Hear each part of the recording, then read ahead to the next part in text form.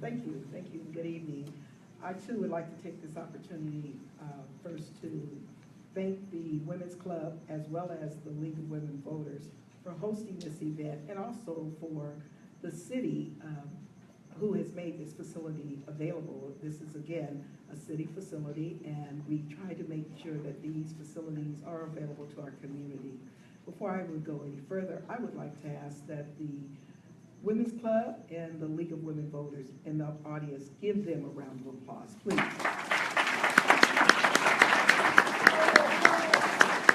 Okay, thank you.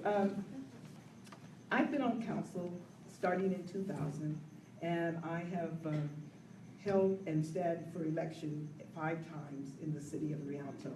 I feel it's an honor, but I want to also say and take note that I've participated in a number of forums over the course of every election that I've been a part of. And I am really pleased to see our citizens fully out and engaged to the level that they are tonight. And I just want to say thank you for finally coming and saying there's time to come out and be engaged with the community. And I want you guys to give yourselves a round of applause, please. It's important that we have citizens engagement, because if not, we talk about transparency and we talk about politics and people being held accountable. But this is the democracy we live in. And in order for us to ensure that it stays transparent and accountable, it is required that citizens participate and be engaged as well. I've been in Rialto since 1988. I came here by choice. I had a job offer. I'm a native Californian, born and raised in San Diego, and so I came here as an adult.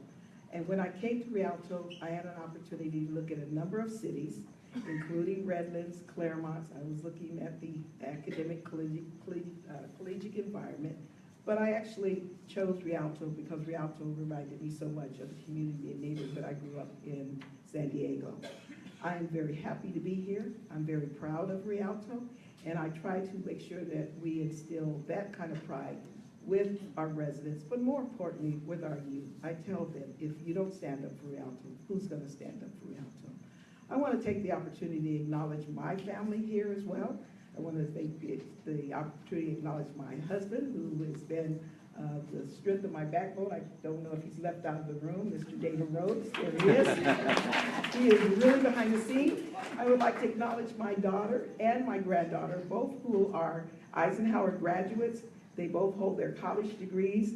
They are also business members here in this community. And I would just like to say that even though all of my grandchildren are not here, they all love Rialto. I have 6 grandchildren, 1 grandson, 5 granddaughters, and the oldest one happens to be in the Army in Fort Carson in Colorado, where he's so excited because he's going to be getting his E4 assignment on November 1st. So thank you for giving me an opportunity to present exactly who I am.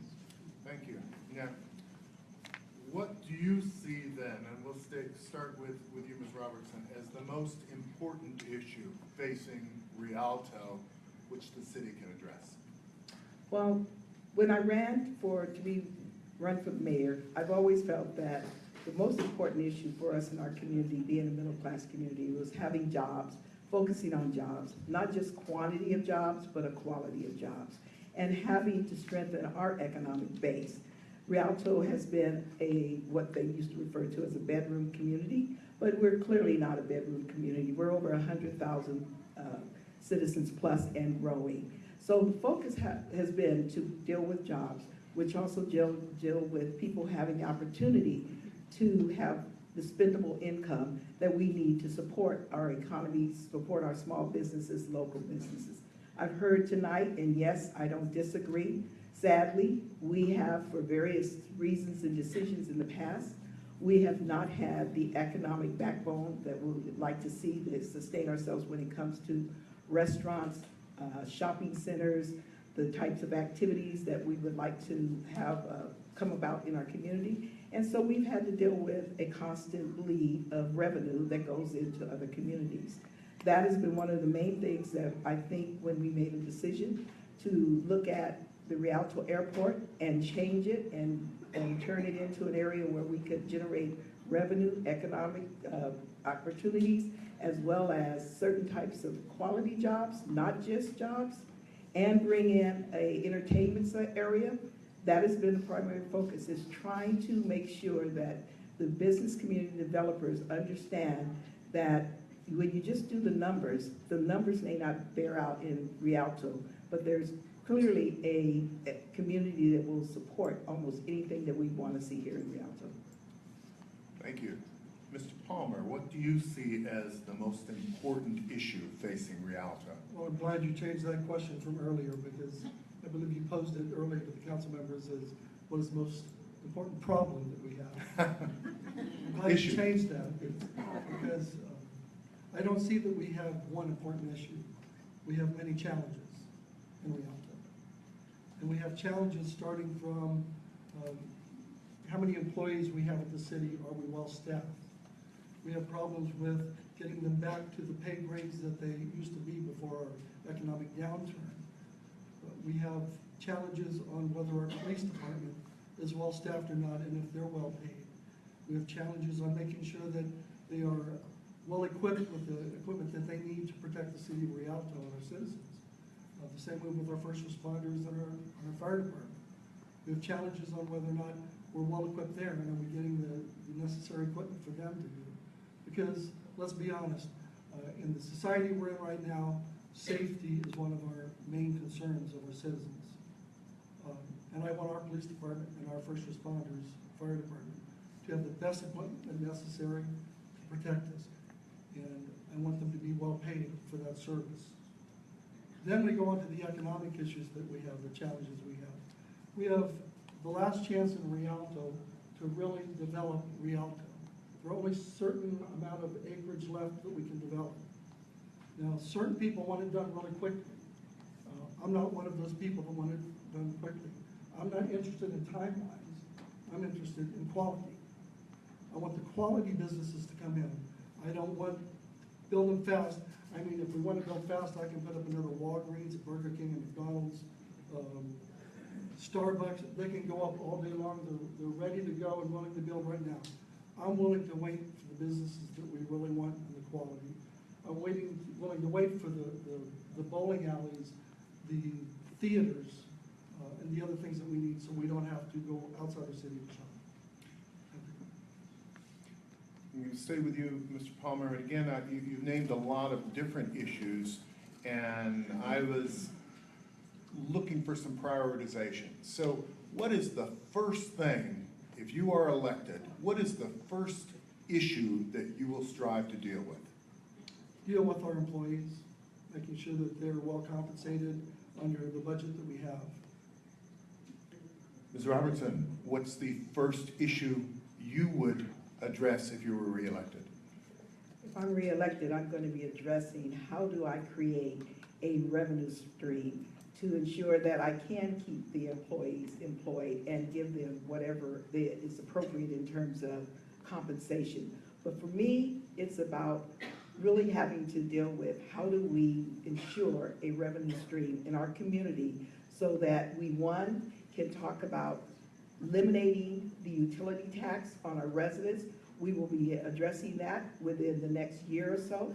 And the goal and the commitment I made when I became mayor was that if, and there's people in the room, but I made commitment that if they would stand up and support us on the utility tax one more time, because we were in a situation of stress with our budget, that we would certainly not come back to the residents and ask them to renew the utility tax. I've said that then, and that is what I intend to do. I intend to look for, but I intend to look for other revenue streams, and that's what I've been working on, so that we generate revenue, we eliminate the impacts to the residents, but we recognize, as some of the candidates said earlier, that there is an impact associated with the industry that we have here. I don't believe in necessarily making a transportation taxing fee, but I do believe in having them under contract and a mutual agreement, participating in a revenue generating stream, such as having a local congestion management program around our industrial area that would generate the money that we could have to support whatever impacts the industry brings on us, and then shift that dollars that we would normally be having to take care of those roads to our general community and to our residential areas and to the places in the corridors that people have spoke about that is sorely in need of upgrades and improvements. So if looking at just the employees, it's got to be a balance. Because if we don't have a revenue stream that's continuous and sustaining, then we're going to have to go back to what we've done before. And that is usually someone has to get laid off, because as we spoke about it earlier in your house, when it's time to cut back, you have to make some hard choices. And the one thing I would not want to do is have to impact someone else's life. Well, let me stick with that, with a question we were asking to council candidates. Should Rialto suffer an economic downturn and revenues decline, how will you keep Rialto from following the example of its sister city? Well, if we focus on all the indicators, when the economic downturn occurs, it's not going to only occur here in Rialto. It's going to occur regionally and nationally. And we have a staff, we have policymakers, we can read the barometers, and we need to have to begin to prepare for that. There's a number of ways that you can adjust your workforce. There's a number of ways that you can lessen the impact. But at some point, if we are in the same plight as most others, and unemployment goes back up, and by the way, right now, in case you're aware, unemployment in Rialto is in the single digits. We're almost below 7%. Now, yes, our neighboring cities to the west, they're about 7%. Our neighboring city to the east, a little higher. So when we look at economic downturns and upturns and unemployment, it doesn't just hit one little community, one little spot. It goes and wave varies across the whole county and across the region. So we would have to sit back and make some hard choices, and of course, defer some things. There's been deferment in the past, and when we've had deferment on things, we find ourselves, as someone said, we have to then quit kicking the can down the street, and we have to finally deal with it. So I think all of us know what the magical pill is when you end up with an economic downturn. Thank you. Mr. Palmer, again, if Rialto suffers an economic downturn and revenues decline, what can the city council and the mayor do to ensure solvency for the city? You mean another economic downturn? Because we've already been through one. They tend to come in cycles, and there'll be another one in the further future. And we've survived. So what can council do is the same thing. We need to enact policies, which we have already done, to identify new revenue streams in the city of Rialto. We've kept our reserves high, higher than normal for most cities around us, at a 50% level, so we're very solvent right now. And that gets us through at least 6 months of the year, if there is an economic downturn. Our employees have been great in the city of Rialto about helping the city out when there is economic trouble. They've given up holidays, they've given up pay, they've given up vacation time, they've taken cuts. So we've solved those problems. We talked about, they talked about revenue streams. And again, I'm against utility tax. Have been from the start. It was a necessary evil that we had to do to keep the city solvent. There are other revenue streams available. And one of my first jobs as mayor is to look at one other revenue stream, and when July of 2017 comes and we have to put it back out to vote to renew it, I'm going to vote against that and propose another item to totally get rid of the utility tax and bring in something else that will more than supplement the money we'll be losing from that. The city manager form of government is challenging in some ways, and yet it's a strong in other ways. But the mayor is obviously not as powerful as in strong mayor systems.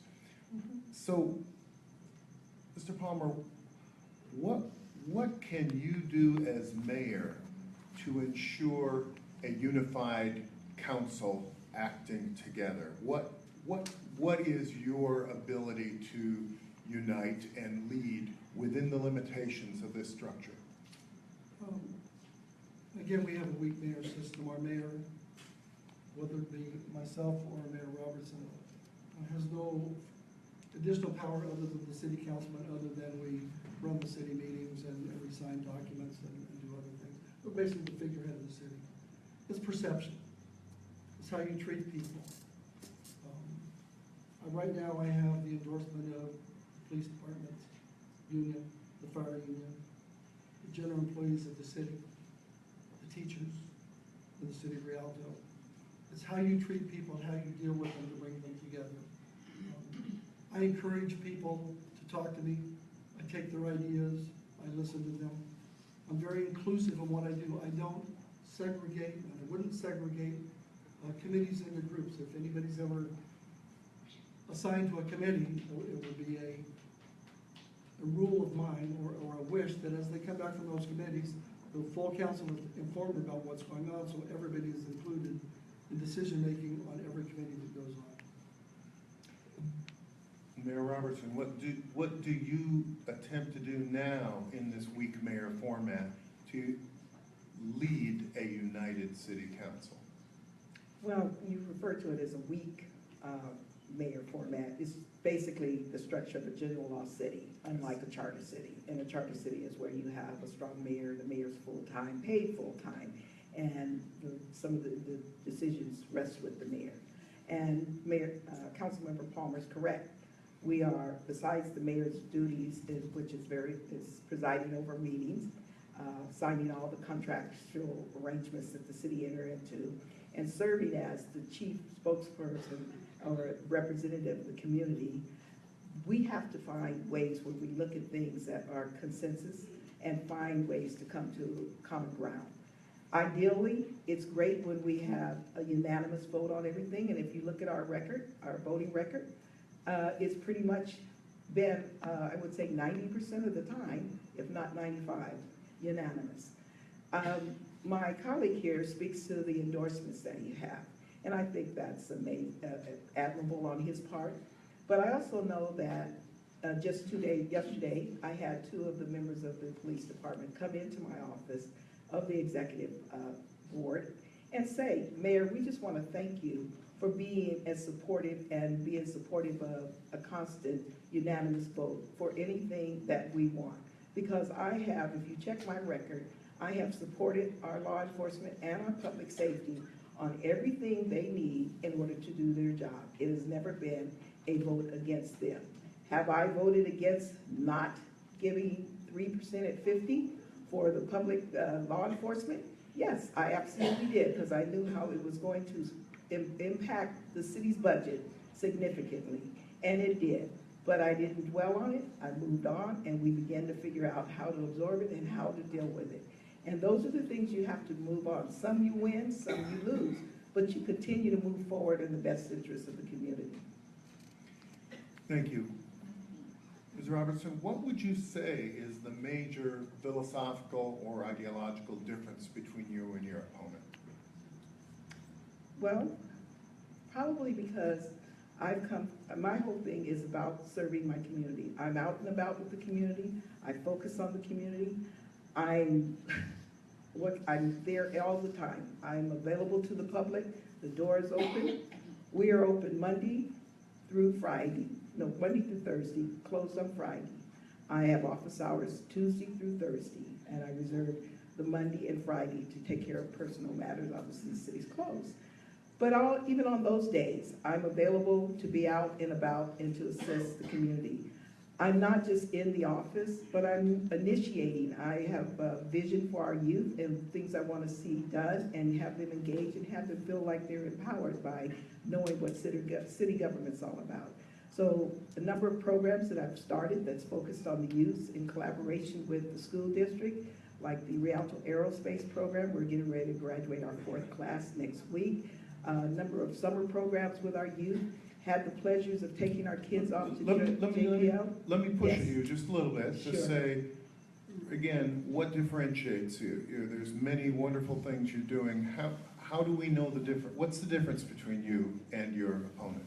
Well, I can't speak to what the difference is really to us. I mean, other than the fact that he's a man and I'm a woman, I tend to think so. I have 1 year of law school. He has a law degree, and certified. No, I think both of us have a passion for the community, where we're out and about and how we're engaged. I'm not going to sit here and tell you what are the two differences between us? I really don't know. He obviously, for his reasons, feel he would like to be mayor. And I obviously, based on the vote of the people 4 years ago, felt I should be mayor. And with that, I'm hoping that they will feel that I should continue to be mayor. Mr. Palmer, I so get that same question. very similar. So you obviously, it's true, you chose to run for mayor. You must have thought that things should be done a little bit differently. Well, that's not the question you asked. You asked what are our philosophical differences, right? Related, That was what- related. Well, And you're saying you want the same one. I don't know. Well, if it's it's philosophical. Okay, You know, let's stick with the same one. philosophies. Okay, what do you see as the main philosophical differences between You know, yourself and your I'm not, opponent? I'm not here to disparage the mayor in any sense whatsoever. I don't think there is any difference. I think she has the city of Rialto's best interests at heart, and so do I. We just both want the same job. That's what happened 4 years ago. That's what- It wasn't him, it was the other Ed. We both wanted the same job. Does anybody have a coin? So, we philosophically, we both want the same things for the city. We want it to survive. We want it to be successful and prosper, bring the best businesses in we can. It goes back to other things is how do you unite a city council? And those are the differences.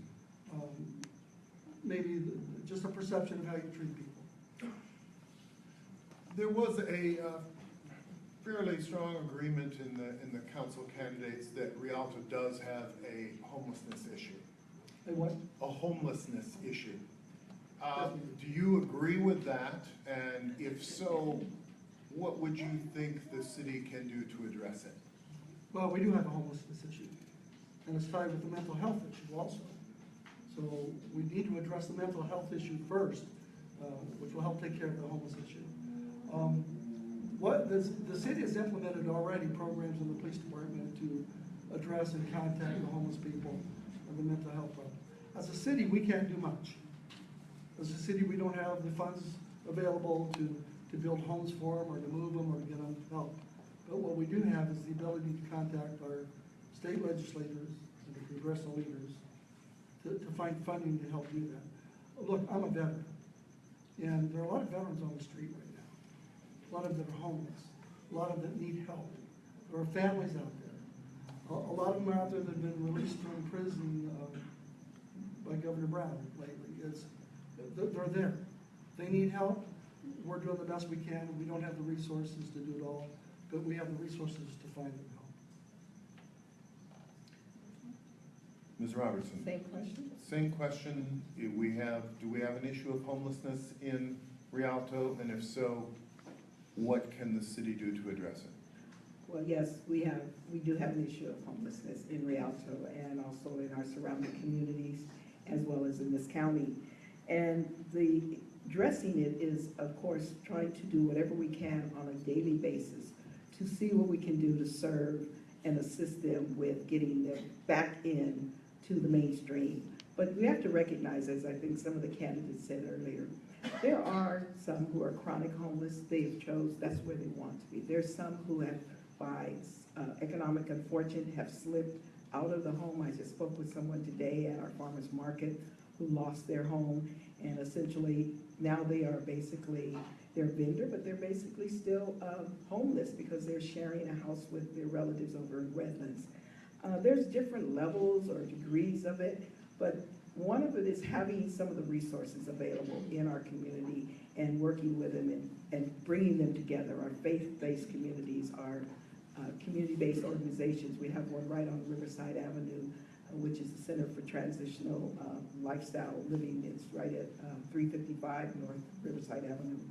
And I was there with them today because, you know, we're going after our second annual feeding of the homeless at Thanksgiving. But we don't want just to do that one event. We want to find out where are they, how are they, how do we find out what their needs are and get them back into the system, get them back connected to our resources, to the city. The city's opening up a resource center on Riverside Avenue. And those who want to have access to go back into ways to figure out how to get employment or to get themselves ready and have the way, we just need to pull together. There's a lot of things out there that are available that can help someone, but sometimes it's having them all in one place where someone can feel comfortable about going somewhere where they can get the assistance they need without feeling like they're going to be judged. We also had a question with the council members regarding the fact that our region in general has a lot of distribution centers that have bring a lot of jobs, but they also bring a lot of heavy truck traffic. How can we manage to maintain the streets of Rialto while we're having this heavy truck traffic? Ms. Robertson. Oh, thank you. Well, first off, let me say this. I'm not one who's going to, in the course of seeking an office, I'm going to say we need to do something better or people need to plan better. Those people who we think of, that we speak of, that happen to be invisible, they are our staff. And I want to say that I think the staff at Rialto, especially our development service department, our economic development department, and everybody associated with that department, they work hard. And they have a plan, and we all work planning, along with our transportation commissions and our planning commissioners. We really look at what's going on. And to that end, if anyone will notice, it starts with our zoning. And we have zoned areas for particular industrial warehouse activity. And that's what I was speaking to earlier. We've also gone through, I've been actively pursuing federal grants, which is called the Economic Development Administration, where we will put in the infrastructure that will allow us to be able to track the trucks and also know where they are, but also have them participate in a pay of generating revenue. There's 220,000 trucks a day that travel through this region, not all through Rialto. But even if you took a fraction of that, and you had it by agreement that each one of them would pay something similar to the congestion management program we have out on the freeway, even if they paid 50 cents a day or $1 a day based on the peak hours, you would end up creating a significant revenue stream. Is that something that's a pie in the sky? No. 2 weeks ago, we had a meeting with the Department of Commerce, and they are ecstatic about the idea, to the point that they want to fund a grant that will help us to put the fiber optic backbone into the business community. Once we generate a revenue stream, then you can deal with the impacts. And the beauty of all that is that we already have the systems and the poles and the equipment in place in our new development. So there's a lot going on. It's about managing what's around us, but putting our heads in the ground, thinking that we won't be a part of it, we can't help but be a part of it because we are in an inland port and people are going through us to get to wherever they're going. So we need to come up with ways where we manage it and make sure the quality of life in our community continues to be at the level we want to see in our community.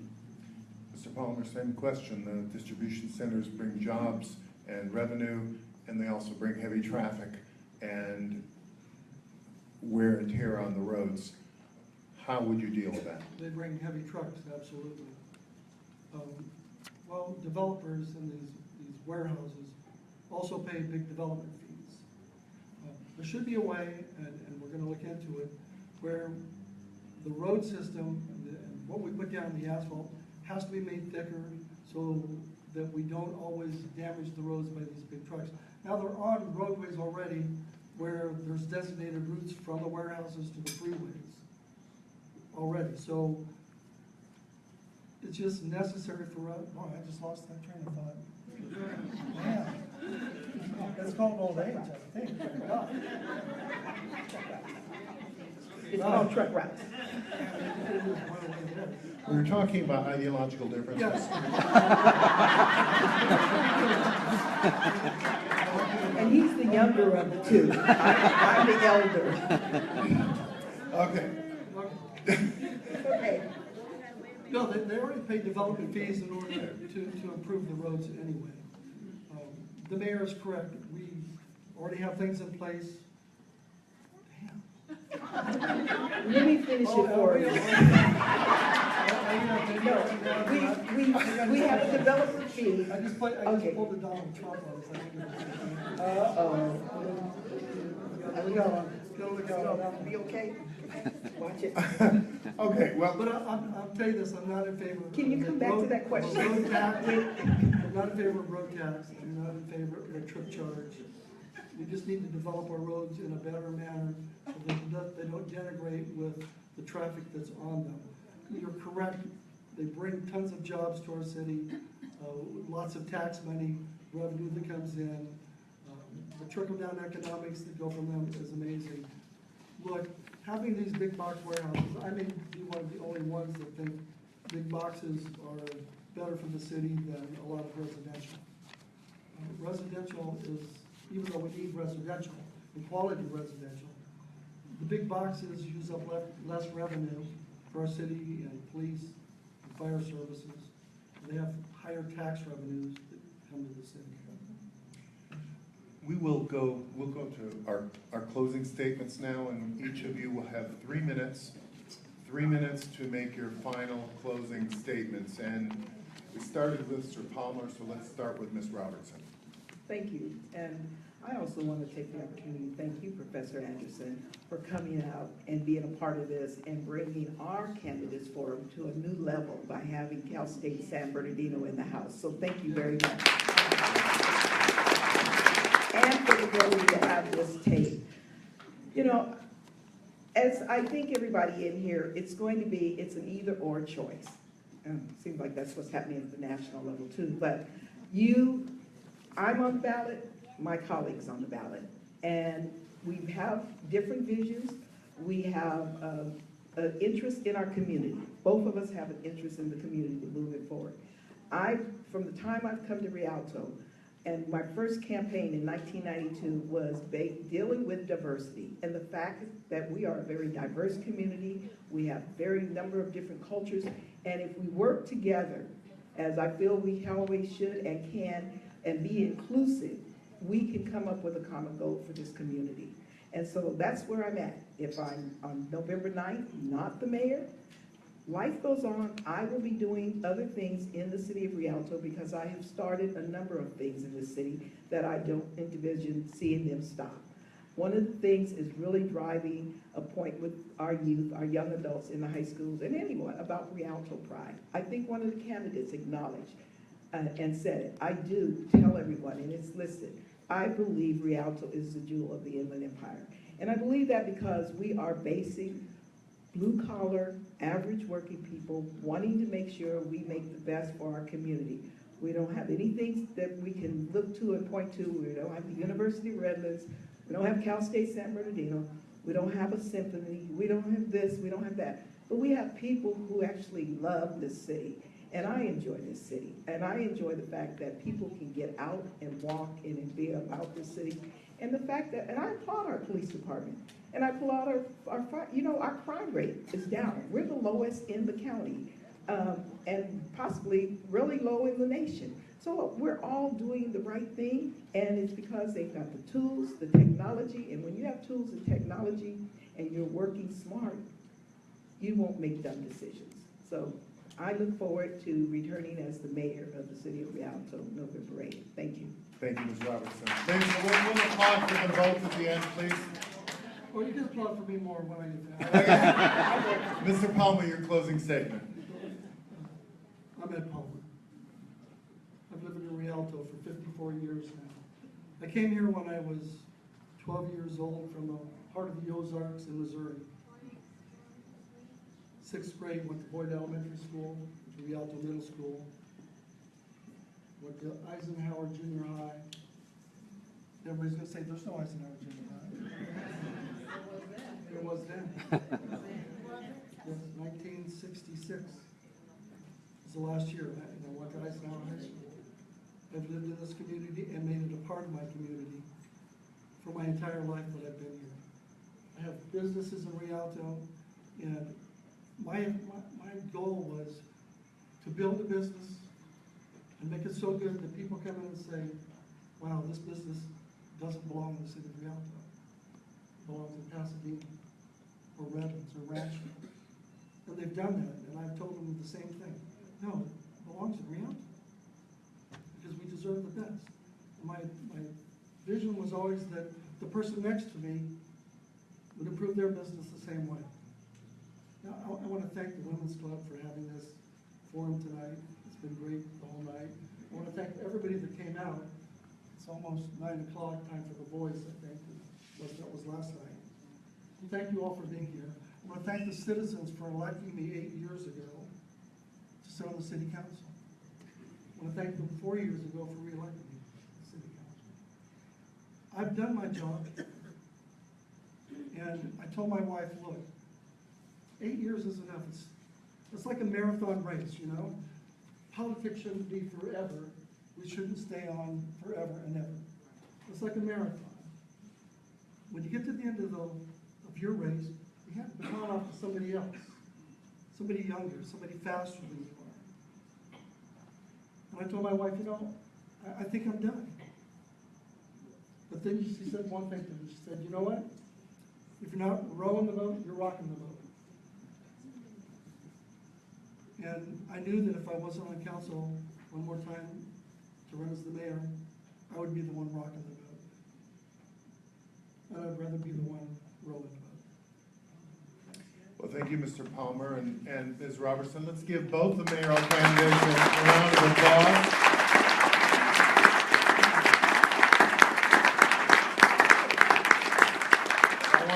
I want to congratulate the city of Rialto for having a wonderful slate of candidates, both council, clerk, and mayoral. I'm very impressed. And we had a good time here tonight, and I also thank the Women's Club for sponsoring this, and League of Women Voters, which I'm a member, for helping out with this as well. So thank you both, thank you all, and vote on November 8th.